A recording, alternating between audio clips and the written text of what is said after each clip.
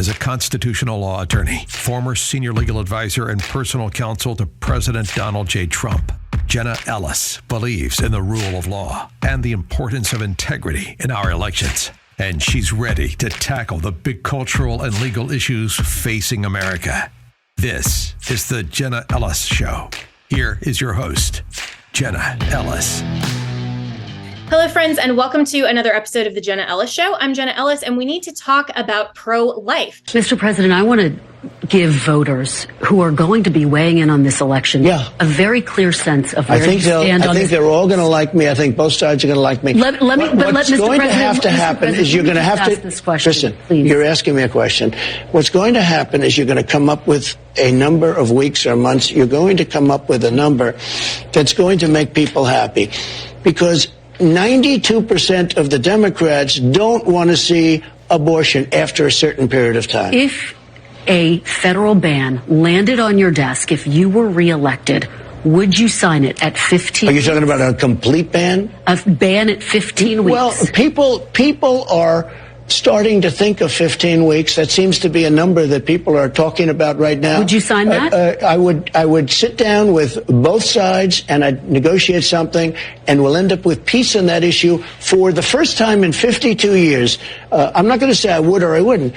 I mean, DeSantis is willing to sign a 5-week and 6-week ban. Would you support that? You think that goes too far? I think what he did is a terrible thing and a terrible mistake. So everyone is talking about President Trump's comments on Meet the Press, where he called the heartbeat bill that was signed by Governor DeSantis in Florida, Governor Kim Reynolds in Iowa, Governor Brian Kemp in Georgia, and also Governor Mike DeWine out of Ohio as a, quote, terrible thing and terrible mistake. So how should pro-lifers respond to this? Well, my good friend Frank Pavone, who is still a President Trump supporter, received a lot of backlash for his commentary on social media that was suggesting that he is still 100% pro-life, but he also is still supporting President Trump. So a lot of people suggested that that is an inconsistent position without even listening to his argument.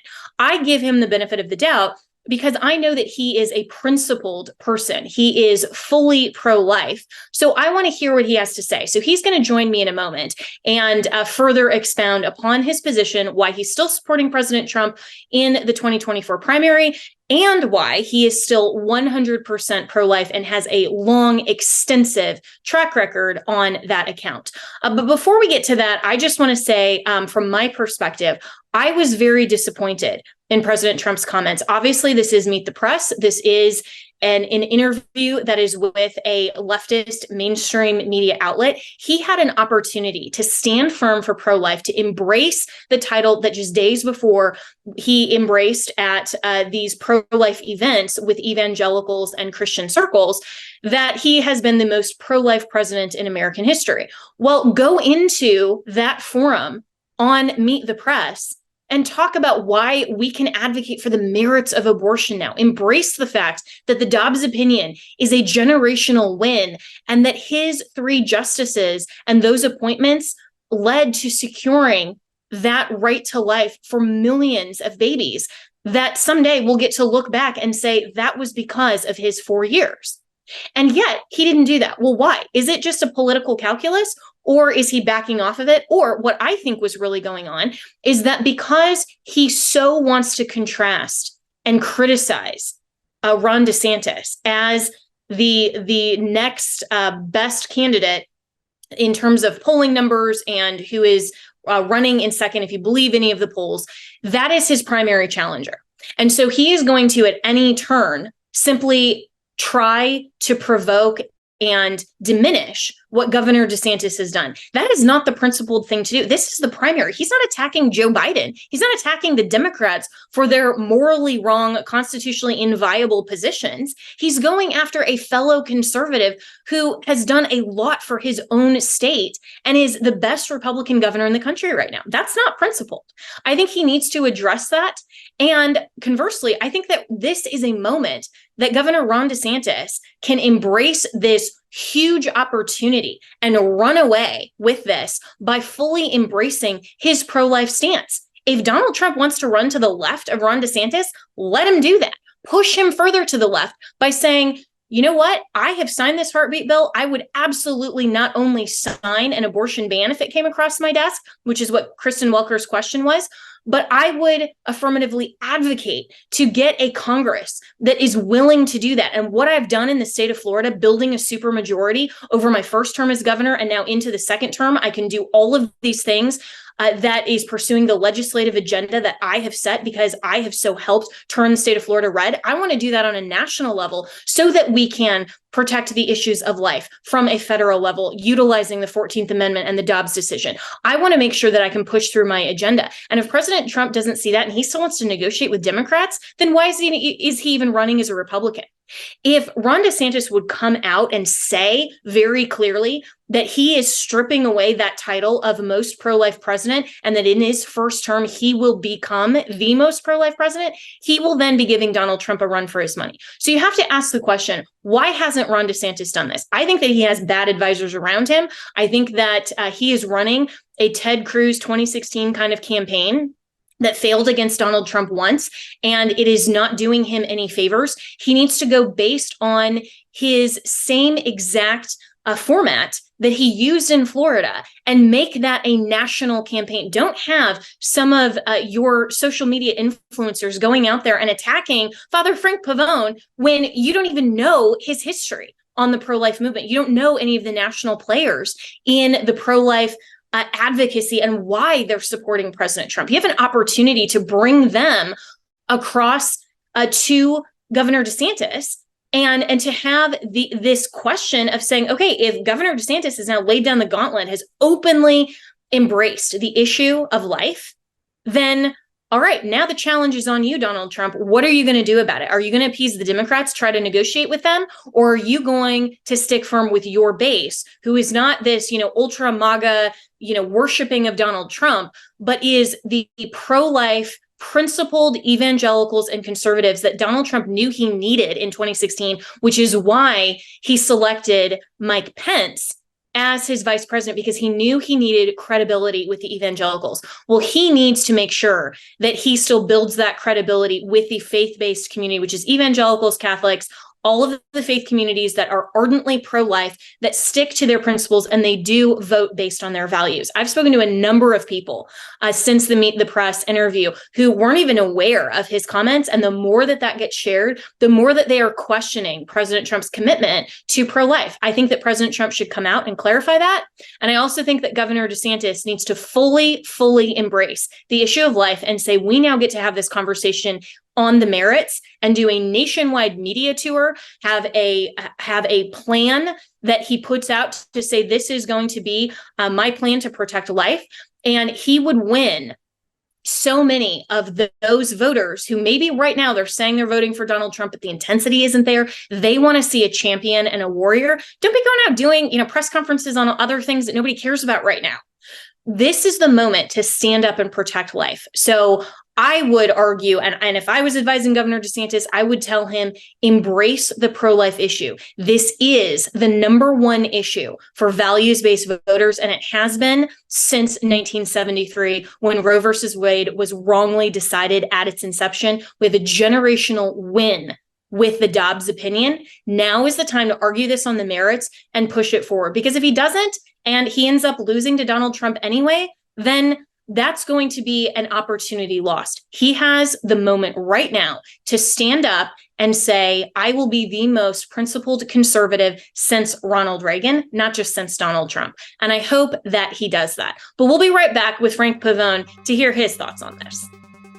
With inflation, the banking world collapse, and everything that Joe Biden is doing not to protect America, you need to make sure to secure your financial health, especially in retirement. And hey, if you're a millennial like me, that actually is sooner than you think. You need to start now, even if you are a millennial or a Gen Zer, to make sure that your financial health is actually healthy when we get to retirement. And Legacy Precious Metals has a revolutionary new online platform that allows you to invest in gold and silver online in real time. In a few easy steps, you can open an account online, select your metals of choice, and choose to have them stored in a vault or shipped right to your door. You'll have access to a dashboard where you can track your portfolio growth in real time anytime. You'll see transparent pricing on each coin and bar, and this puts you in complete control of your money.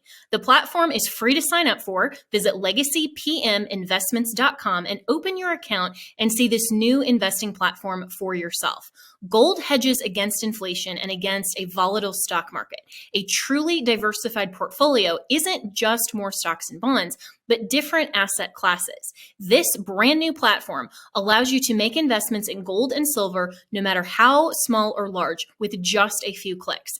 Visit legacypm.com to get started. You can download the free investor's guide, and you can also call Legacy PM Investments to talk to a portfolio expert to get expert answers to your to customize your personal portfolio. So visit legacypminvestments.com to get started. Tell them that Jenna sent you.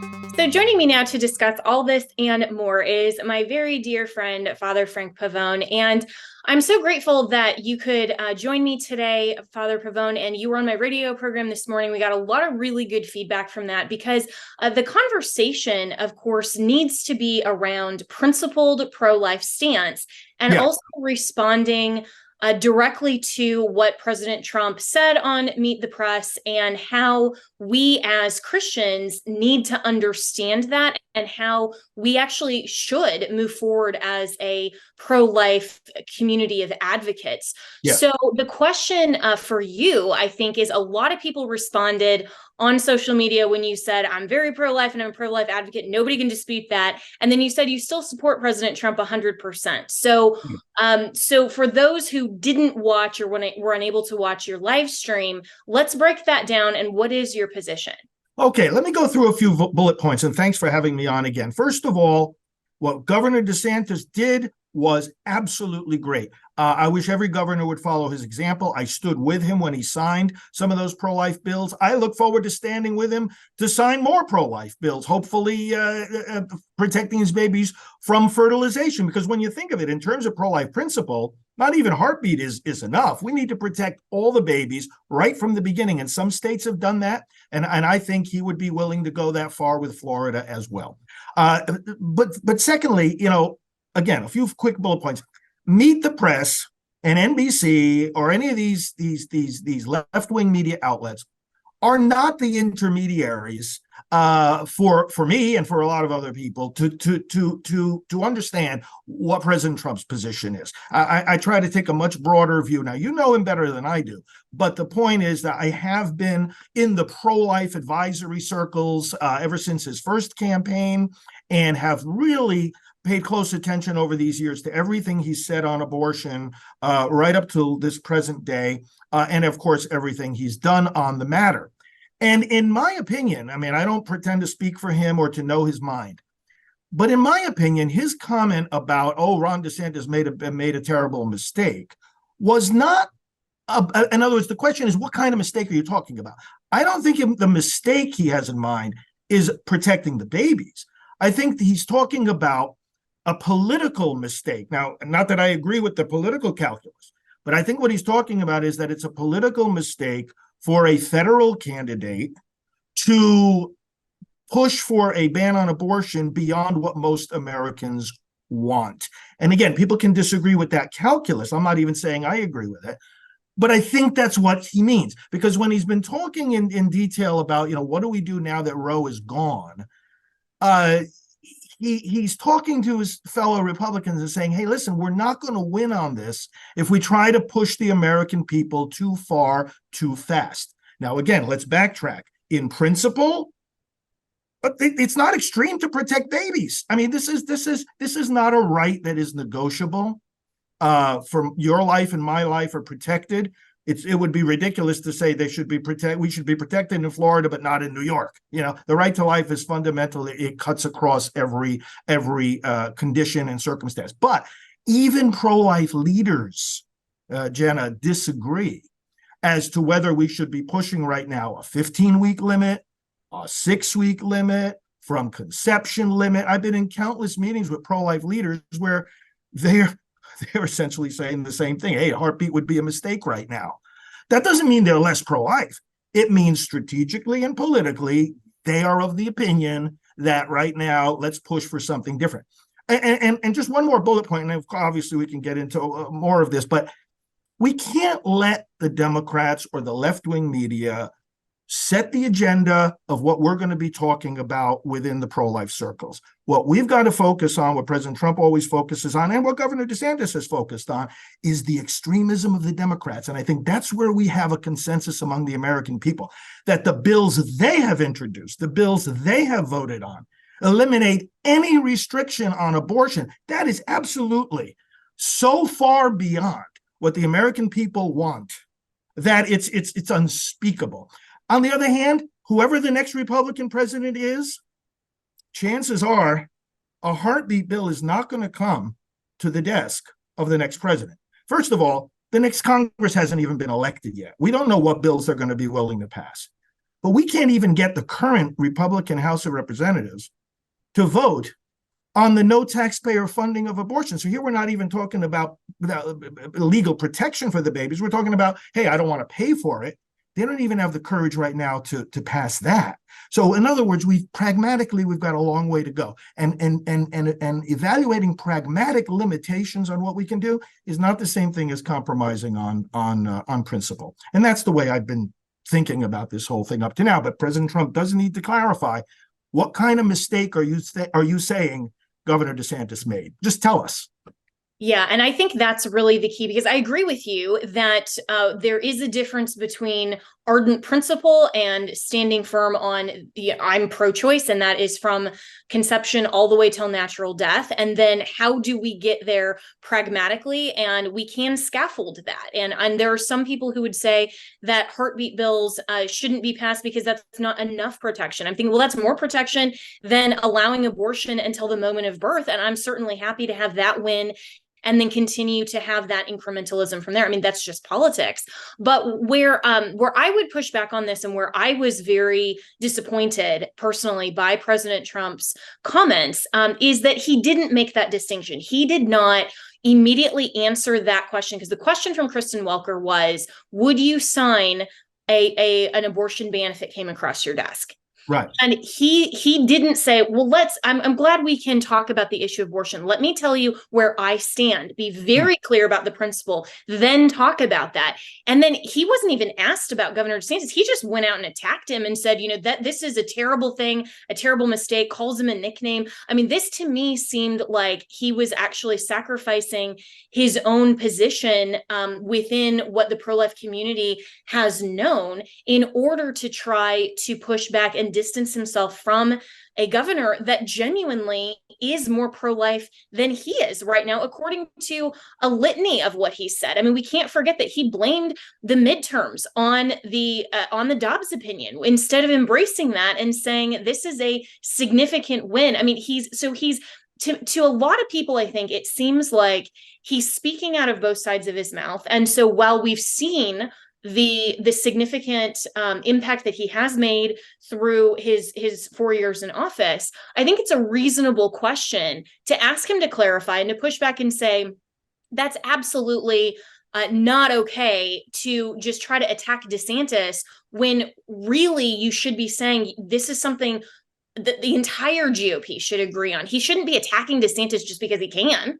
Yeah, no, I agree. And the point, too, is that when you look at the GOP debate, and of course, we have the second one coming up shortly here, the questions on abortion were a little bit misplaced. In other words, they got into the same kind of argument. Where's the limit? Can we pass a 15-week bill? Should we go farther? And many of those governors on the stage did in fact in the past sign pro-life legislation, including our friend Governor DeSantis.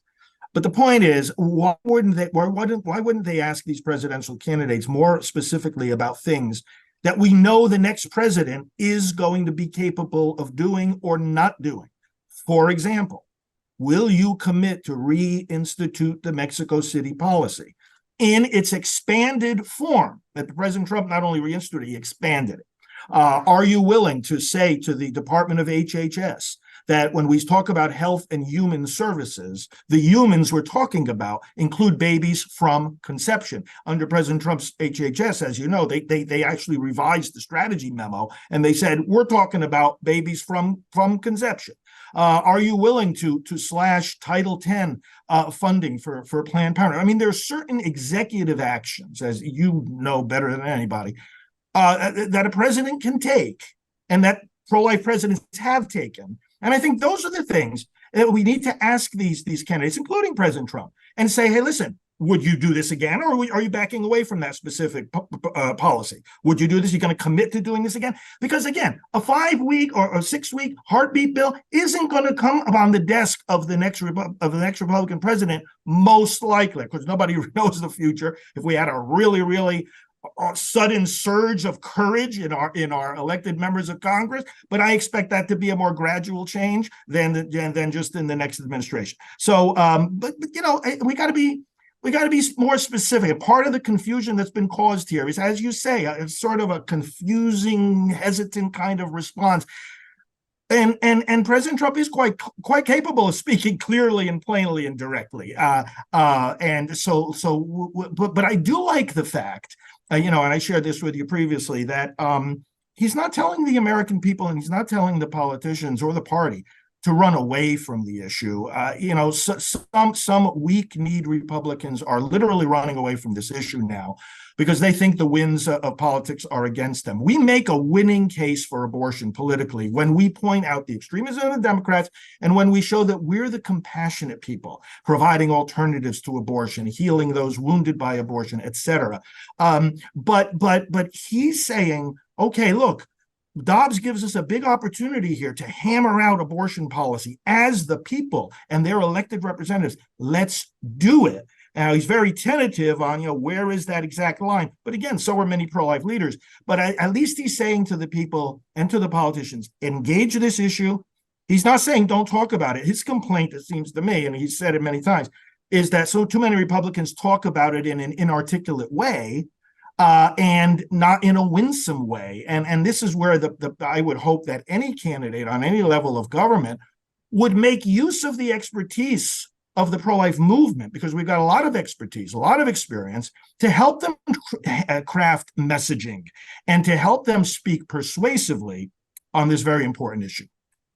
Yeah, and I think that President Trump should take his own advice on that and speak more winsomely and speak more principled on this, because if we're only concerned about the policy and the political calculus as it currently sits, then we're never going to make any headway. I mean, Democrats are out there suggesting all kinds of things that even 10 years ago we would have thought would have been terrible, and yet they are achieving some of these wins, unfortunately, in terms of the social issues. I mean, when we talk about the LGBT agenda, all kinds of things, because they're willing to actually stand behind what they believe. And it bothers me, and I know it does you as well, from a principled perspective, that the pro-life leaders, and I would include everyone on the stage in terms of the GOP candidates right now on the issue of abortion, that nobody so far, other than frankly Mike Pence, who has said that he's come out and said he would support an abortion ban completely. I think he is probably the most pro-life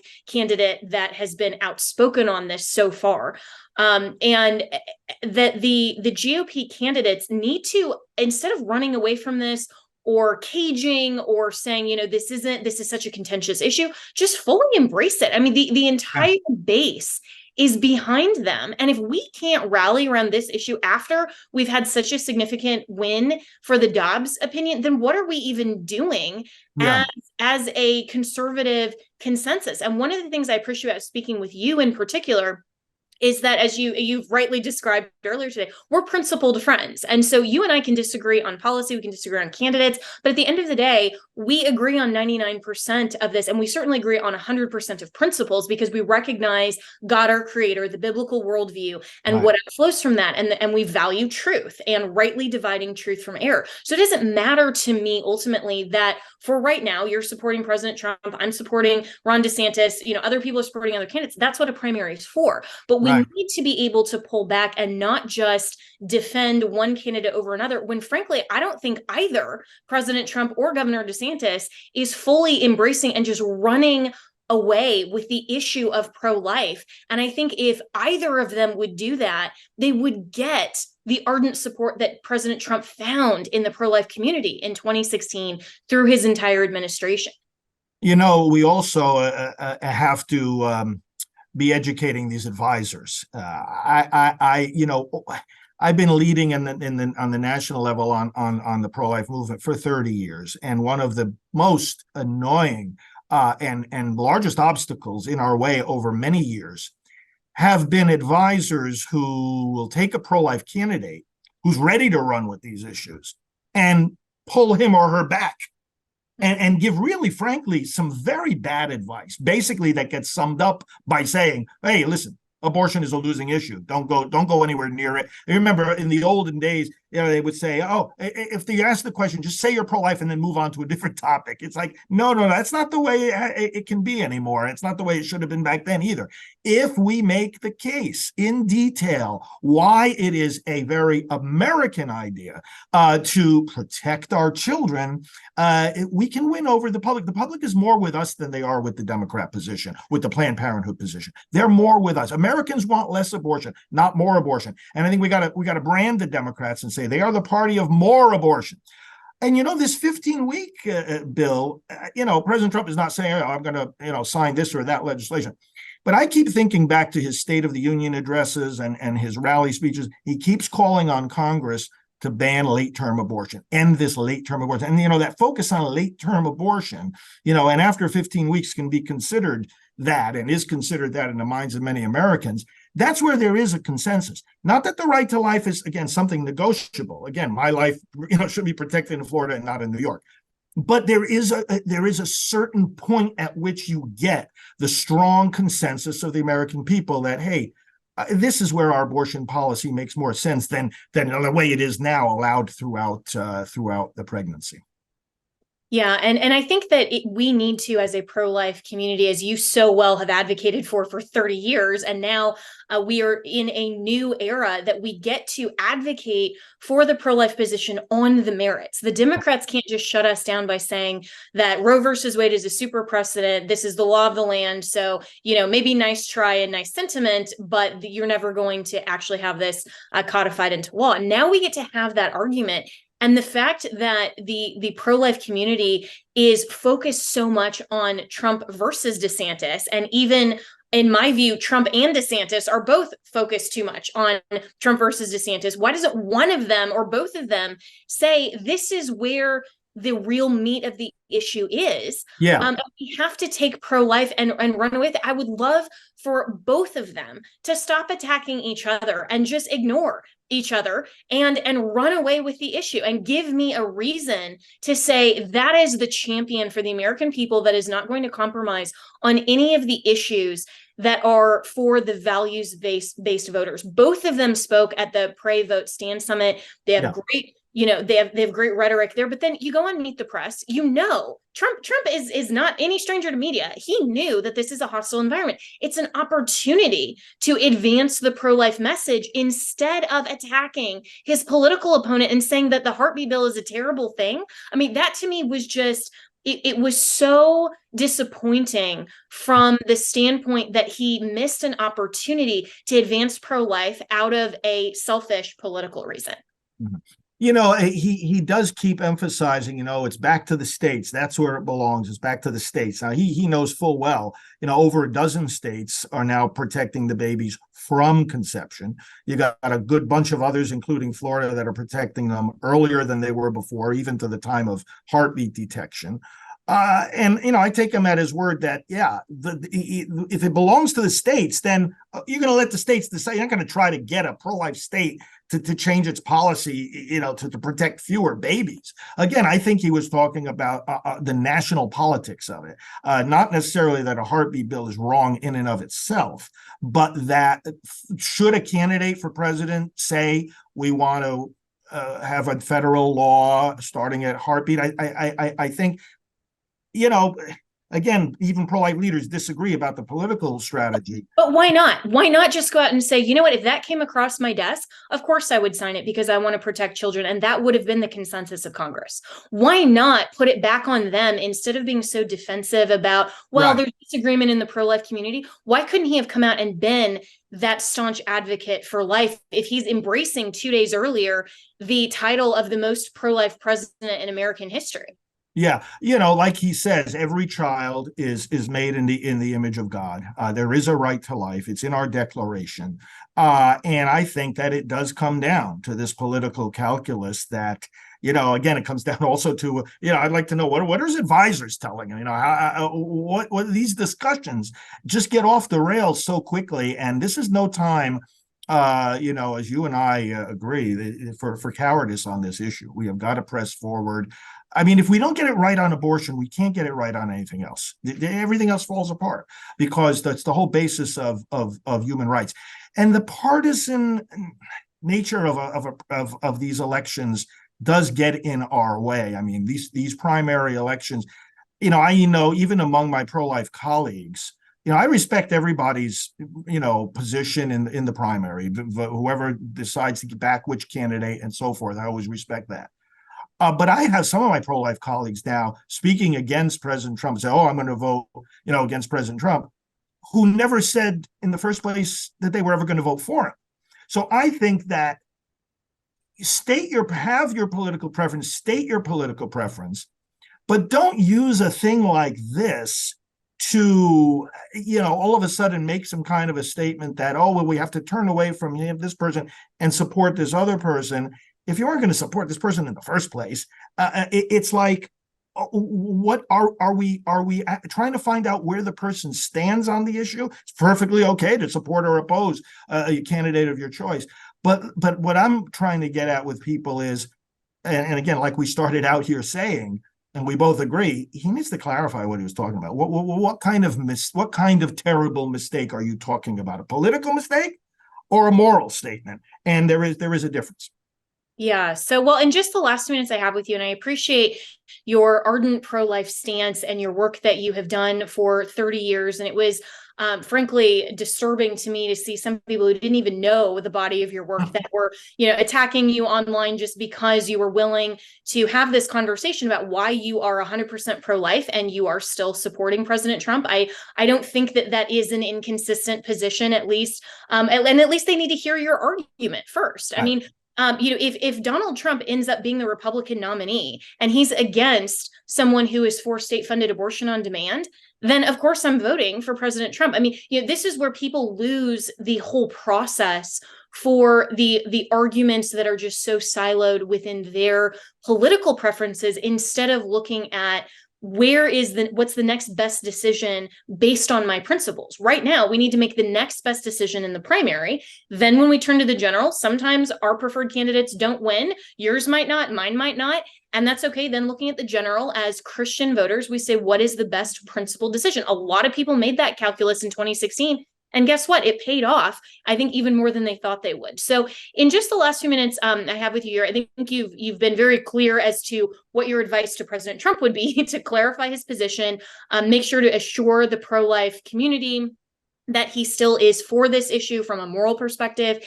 And so what would be your advice to Governor DeSantis when he's now being faced with, I think, a really huge opportunity to contrast his position on pro-life from at least the rhetoric of President Trump, and could say very clearly, look, unless President Trump clarifies, he's running to the left of me on this issue. I've signed this heartbeat bill. I've done in Florida what I want to do on the national level, build a supermajority over the first term so that in the next 4 years, which he has an opportunity to have 8 years where President Trump only has 4, then he could make some significant changes to Congress. And we might even be talking about this in a number of years in a different way.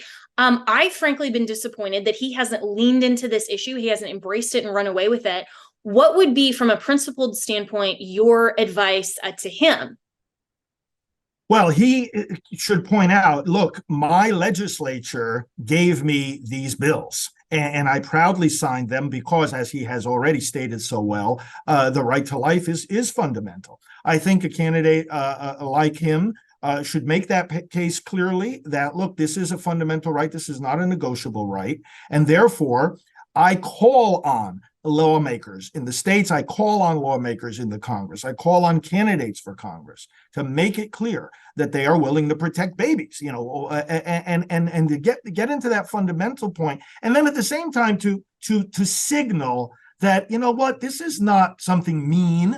This is not lacking in compassion. This is not taking away women's rights. We are saying what the Supreme Court already said. American people, wrestle with this issue and protect these children, and send us your bills so that we, as the executives, whether of a state or of the country, can give these babies the protection that they deserve.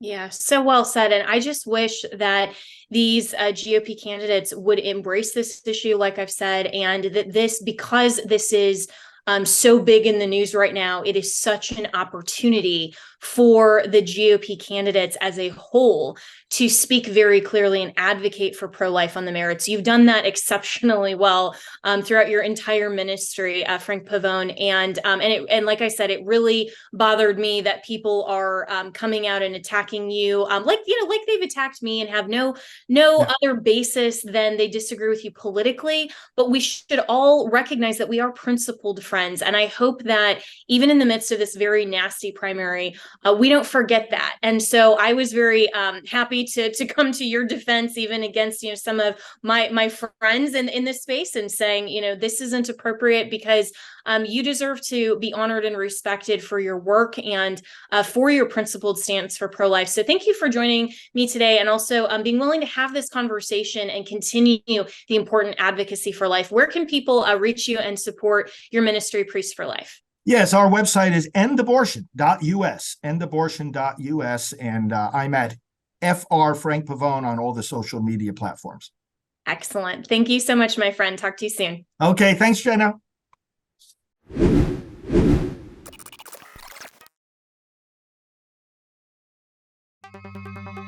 With inflation, the banking world collapse, and everything that Joe Biden is doing not to protect America, you need to make sure to secure your financial health, especially in retirement. And hey, if you're a millennial like me, that actually is sooner than you think. You need to start now, even if you are a millennial or a Gen Zer, to make sure that your financial health is actually healthy when we get to retirement. And Legacy Precious Metals has a revolutionary new online platform that allows you to invest in gold and silver online in real time. In a few easy steps, you can open an account online, select your metals of choice, and choose to have them stored in a vault or shipped right to your door.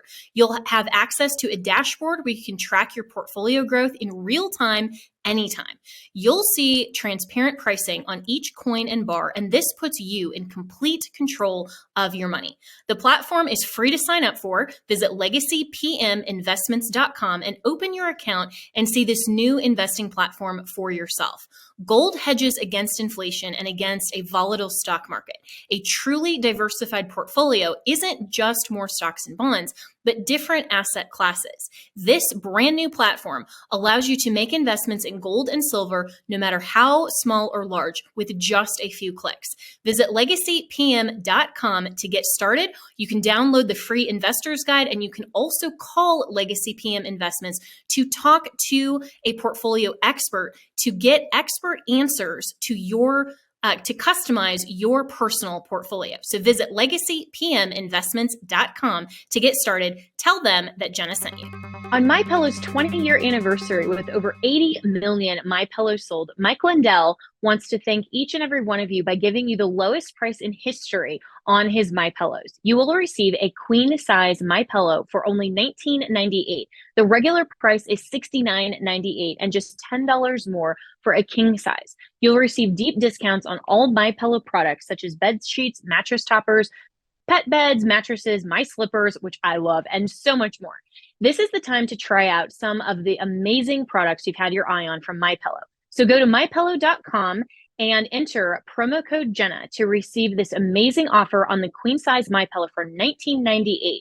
You can go to mypillow.com or call 1-800-564-8475. Be sure to use the promo code Jenna. This offer comes with a 10-year warranty and a 60-day money back guarantee. It's time to start getting the quality sleep you deserve.